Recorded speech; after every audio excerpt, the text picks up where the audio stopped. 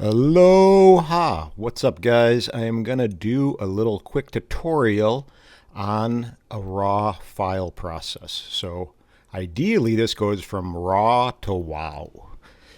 So again, this is going to be how to process and maybe retouch and clean up an image. This is going to be a Hero 8 image only because it just happened to be something that I thought would be a good example, and maybe some people can actually learn a little bit about the process with the RAW file, which is the GPR, the GoPro RAW. I believe that's what it stands for. That would make sense. I had a Hero 8. I was just in Hawaii for the last 5 weeks, so I shot some wave images, and I saw an image like this file. And as you see, it kind of is a cool shot. Not epic, but a cool shot, at least for this example too.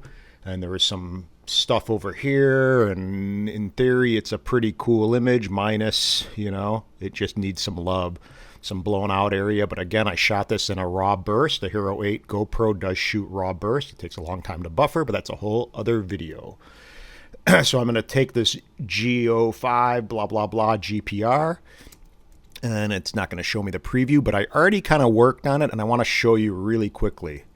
So this essentially is what the file looks like. And what I did, let me see, is cleaned it up to get that end result. Now we're going to start over, and I'm going to just do this whole thing from scratch and kind of show you my process. And again, when you're doing this video, at least for me, I feel like I always do it a little differently. I mean, it's way easier to just get in the groove, at least for myself, to kind of start retouching and cleaning up and just doing what I do. But when I do it for a tutorial, you got to explain, and I got a mic in my face, and I can't really reach my Wacom tablet as easily. But I'm going to show you, I got a couple different angles. I'm going to show you, you could kind of see there's pressure sensitivity with my stylus. And hopefully you can see what I'm doing with my keyboard shortcuts. So when I work, I essentially have my right hand, which I'm right-handed, using my stylus, my pen, my Wacom stylus. And I use my left hand to control the keyboard shortcuts. So, I mean, essentially I can do everything without looking at anything. I know exactly what keyboard shortcuts I need and where I need to go, so I could actually work pretty much without even seeing any of the menus, but I will show them for you and explain where I'm going with it.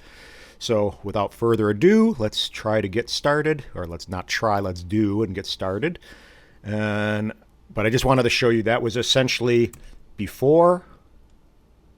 So I'm going to do a little screenshot of that. And if you guys aren't familiar with a screenshot, it's Shift Command 4. It gives you a little crosshair. And boom.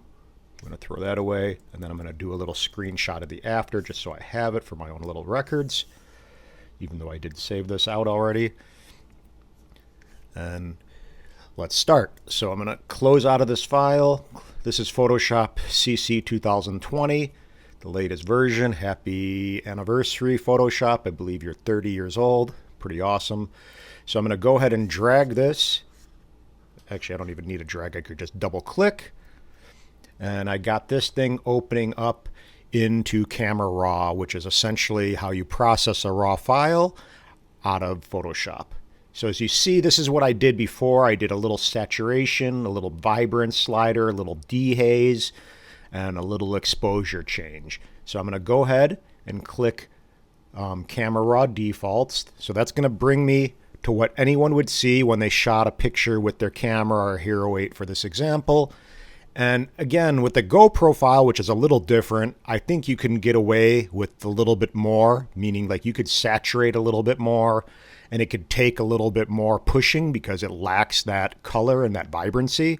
So for me, I usually push the saturation, and I actually push the vibrance up. And as you see, I went 59 for the saturation slider and 68 for the vibrance. And to me, that looks almost like a nice file from a D3 or D4 or D5, something like that. It looks a little bit more just color vibrant and saturated, like it should.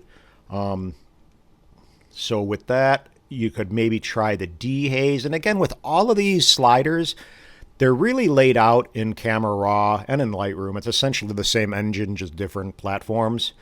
You can go, they're laid out so you do basically everything in order. So you set the color balance first, then you play with the exposure and get the exposure correct, and then contrast, and then recover highlights or do whatever you want to do. But essentially it is laid out, just so you're aware, to do things in sequential order in the way they are laid out, as I said.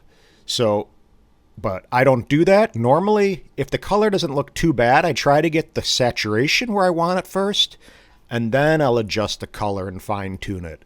But again, I mean, in theory, what they're wanting you to not do is bump up a color cast that you don't want for the image initially and then go and try to correct it. They want you to, but sometimes it actually helps, because I think you could see what's going on when you bump up the saturation or vibrance and you add that saturation. You could see really where the color's at. In this example, the color looks pretty good.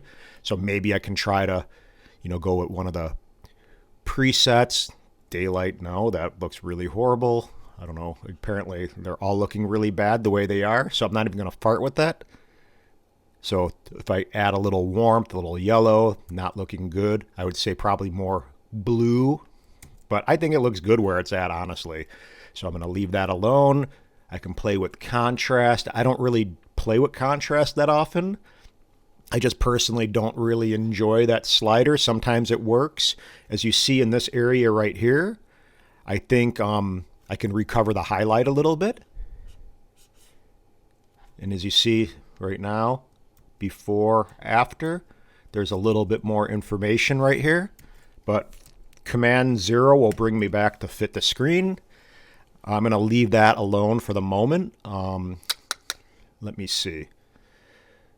Dehaze can maybe make it a little bit more contrasty. I kind of don't mind that.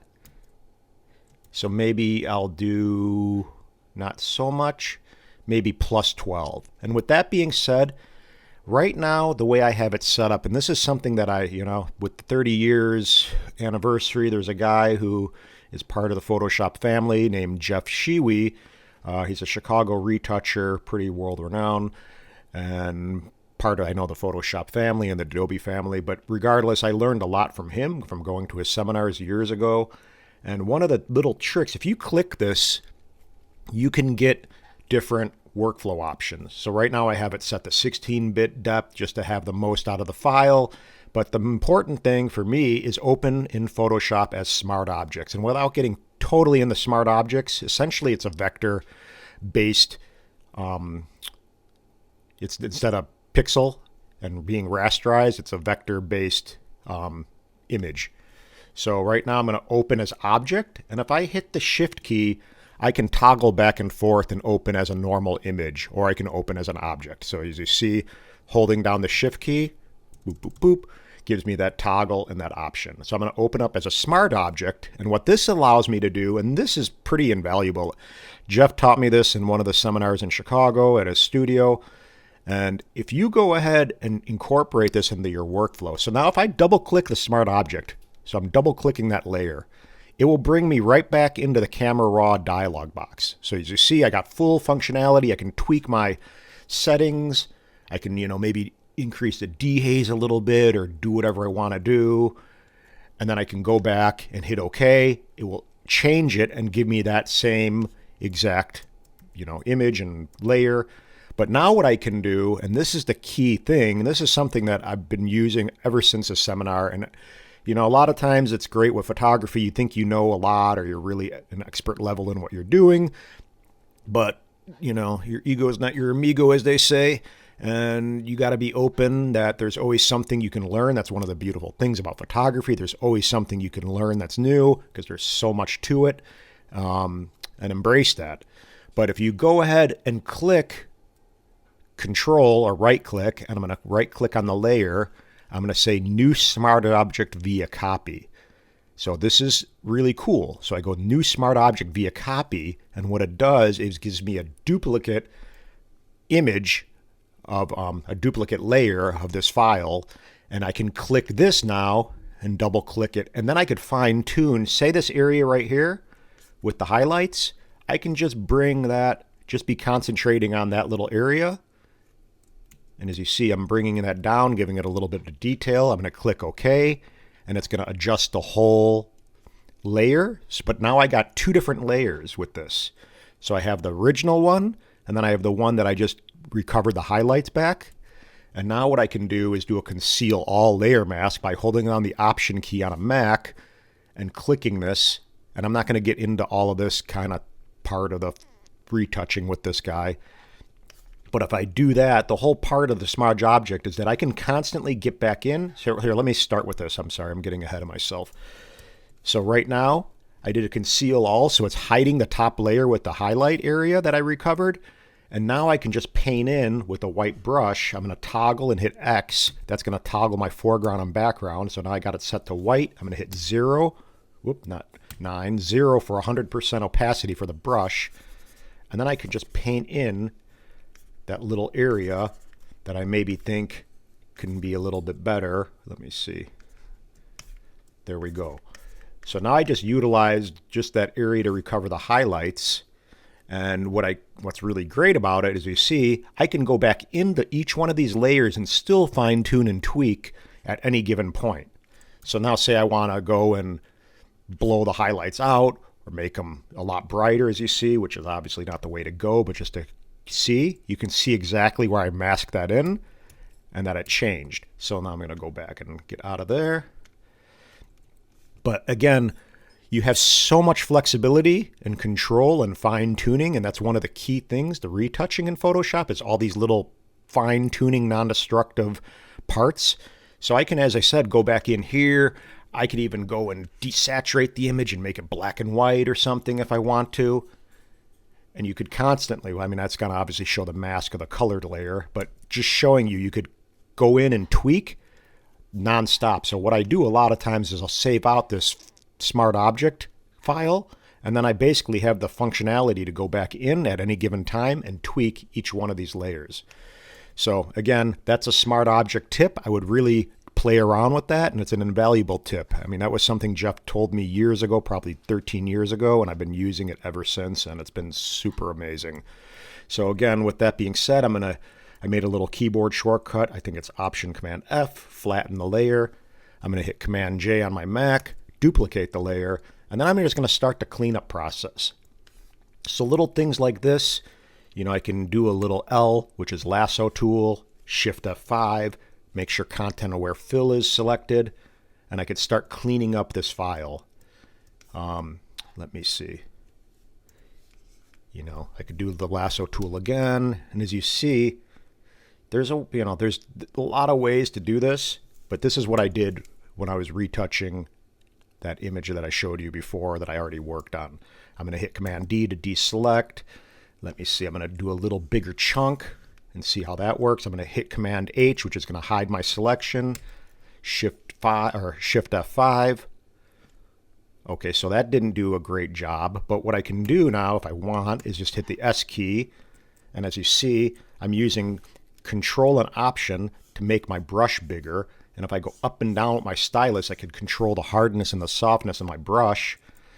And then I'm going to hit the Option key, which is actually on my stylus. So as you see, if I made the bottom button on my stylus to be the Option key modifier. So I can basically be working and not leaving my keyboard and hit doot. I don't think my brush is set to 70%. I'm going to go to 100%. I'm going to go ahead and source over here. Oop, that's not looking good. Let me see.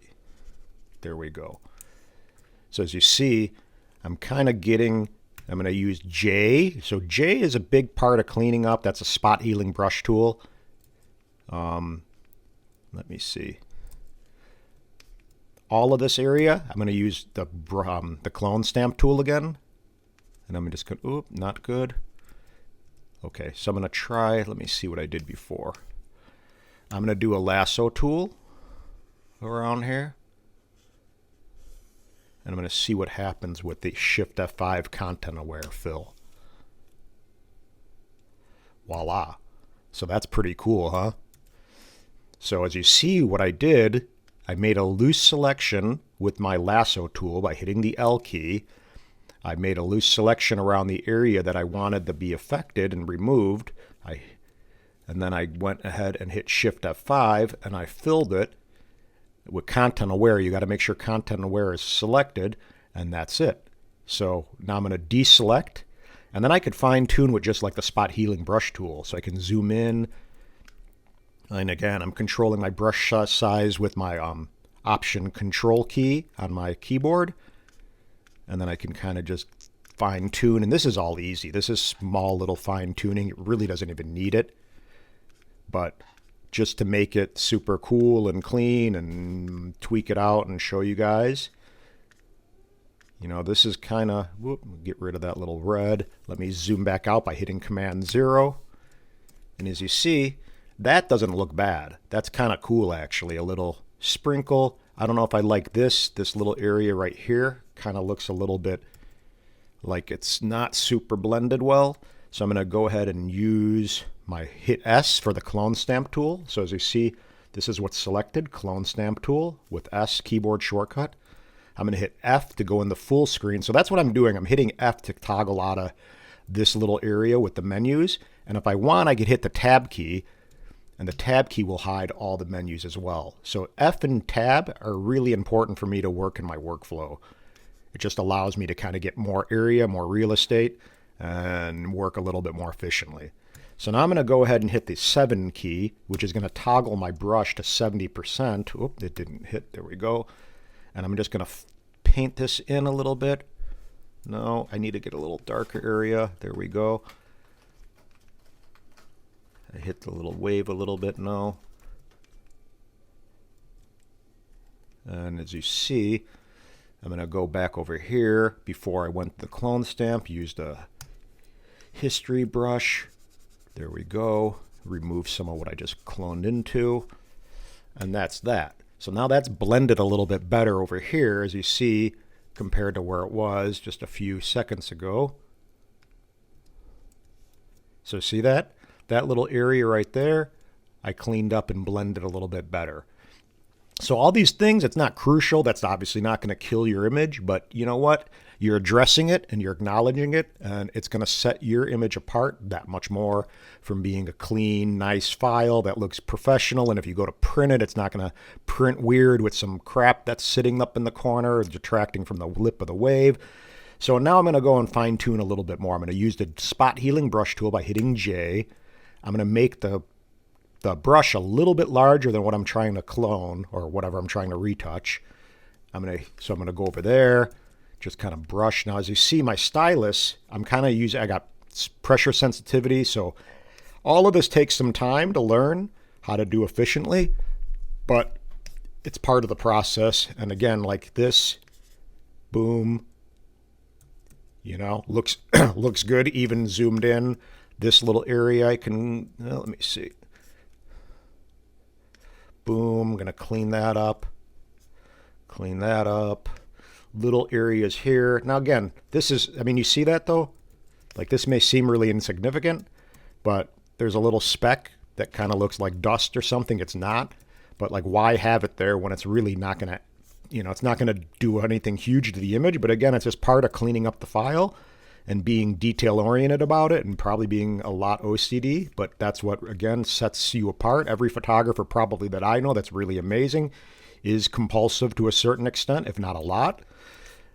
So utilize that and take the time. It doesn't take a lot of time. As you see, like this little thing, why do I want to have a little highlight in the middle of the bushes? Oop, so that kind of blurred out a little bit weird.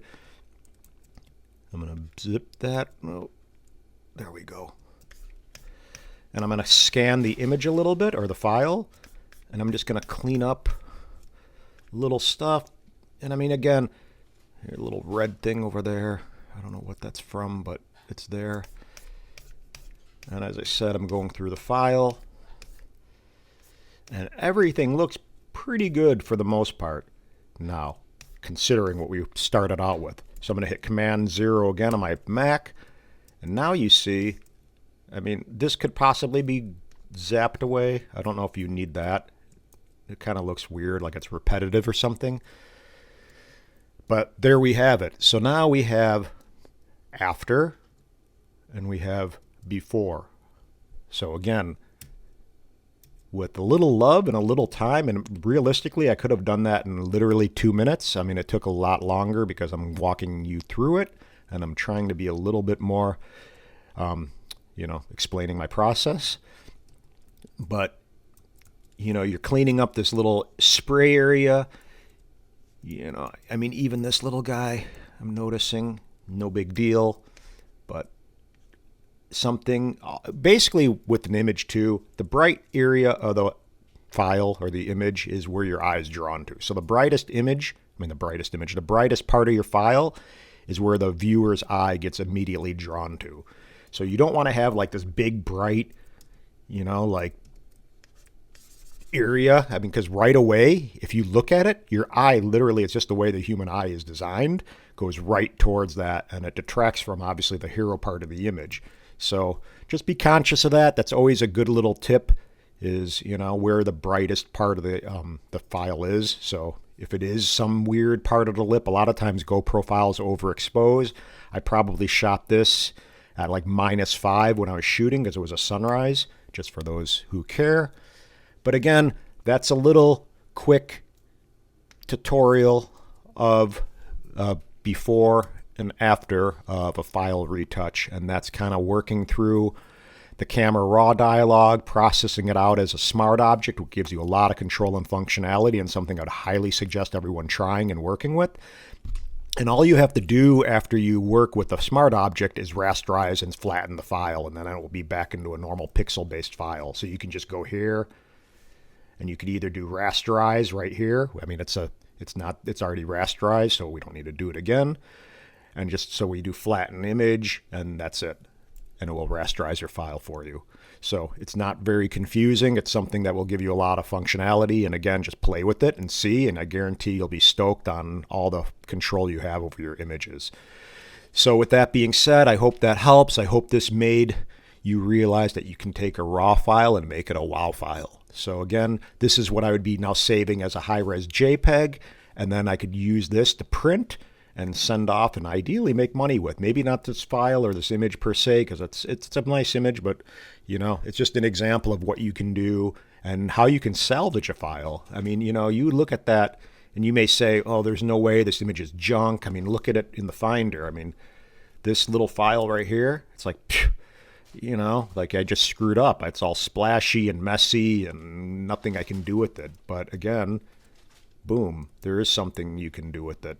And this isn't even like, I could keep it going and taking it now once I have a stable file.